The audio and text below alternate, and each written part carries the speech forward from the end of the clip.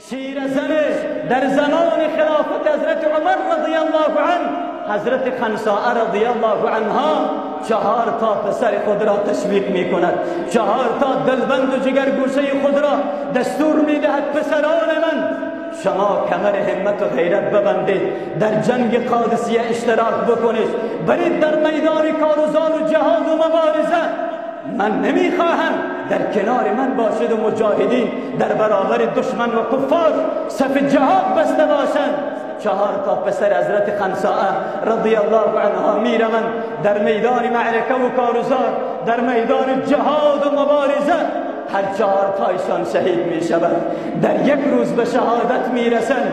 وقتی که پیام به مادر دلسوخته اش می رسد، به حضرت خنساء رضی الله عنها می رسد، حضرت خنساء رضی الله عنها چی می گوید؟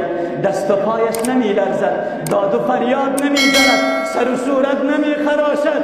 این جمله ماندگار حضرت خنساء رضی الله عنها است، می گوید الحمد لله الذي شرفني بقتلهم وارجو ربي ان يجمعني في مستقر رحمته. حمد و ثنا و ستایش برای الله است. یا الله من شکر گزارم، یا الله من سپاس گزارم که با شهادت 4 تا پسر و دلبند من برای ما عزت بخشیدی، ما را گرامی داشتی، ما را به خود تقرب و نزدیکی بخشیدی. من از الله میخواهم، خواست حضرت خنساء چی است؟ از الله میخواهم که پروردگارا همراه با پسران شهید من ما را در جوار رحمت خودت در فردای قیامت قرار بده. این خواست حضرت خنساء است. بله، هنوز هم در میان شیرزنان مسلمان، خصوصا در سرزمین قدس شریف، شیرزنهای مثل حضرت خنساء زنده.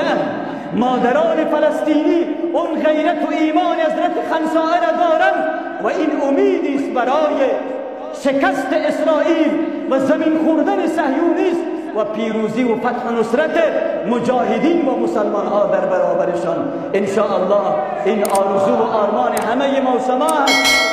بله، خواهران و مادران و برادران فلسطینی ما مظلومند.